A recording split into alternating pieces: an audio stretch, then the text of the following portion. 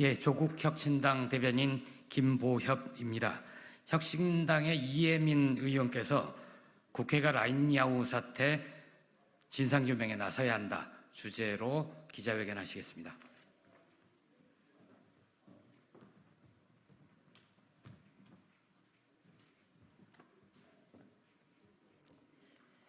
라인야후 사태 진상규명 국회가 합니다. 일본의 선 넘는 기업 침탈 행위, 윤석열 정부의 굴력 외교, 더는 지켜볼 수가 없습니다. 이제 국회가 나서야 합니다. 제21대 국회와 정부가 나서지 않으니 국민이 먼저 움직이기 시작했습니다. 5월 30일 모바일 인덱스에 따르면 최근 라인 신규 설치 건수는 6만 1,640건으로 소셜 네트워크의 메신저, 전화, 영상통화 부문에서 1위를 차지했습니다. 이는 카카오톡보다 많습니다. 이 일이 선례로 남으면 동일한 사건이 터졌을 때 방어할 수 없다는 것을 국민은 잘 알고 있습니다. 이제 국회의 시간입니다. 대한민국 영업사원 1호라더니 윤석열 대통령은 정말로 대한민국을 팔아넘기고 있습니다. 팔매, 나라국, 매국 정권입니다. 국회가 이 사태의 전말을 명백히 짚고 넘어가야 제2의 라인야후 사태를 막을 수가 있습니다. 지금도 국민은 라인 앱을 깔면서도 계속 궁금해합니다.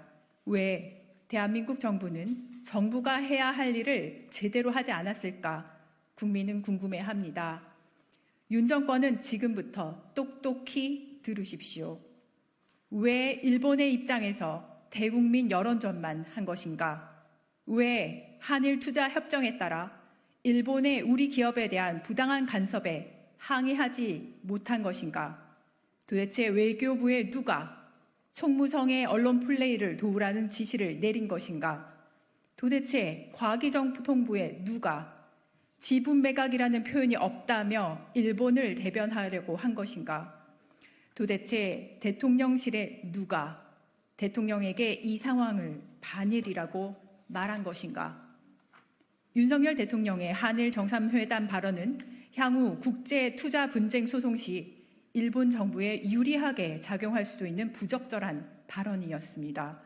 만약 증거로 인용되게 된다면 그 책임도 반드시 철저하게 물어야 할 것입니다. 도대체 윤 대통령의 참모 중 누구의 조언인지 그 또한 국민은 궁금해합니다.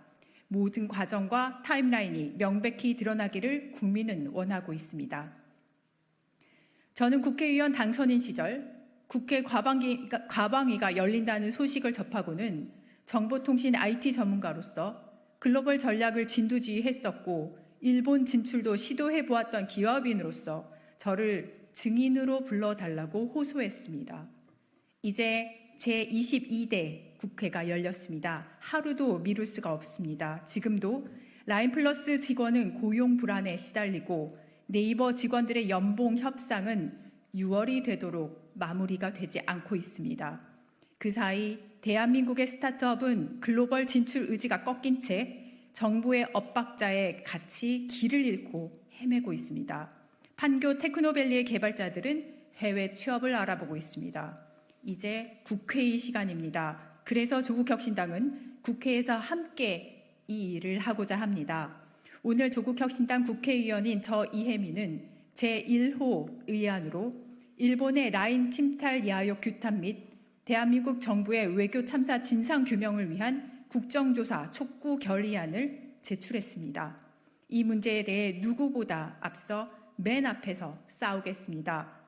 일본 정부로부터 대한민국 IT 주권을 지키고 이번 사태로 인해 해외에 진출하는 우리 기업들과 개발자들이 부당한 압박으로 기술력을 탈취당하고 불이익을 받지 않도록 재발 방지 대책을 함께 마련할 것입니다.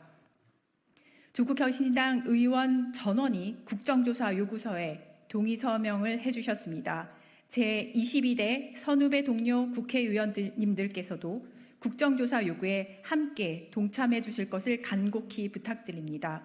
감사합니다.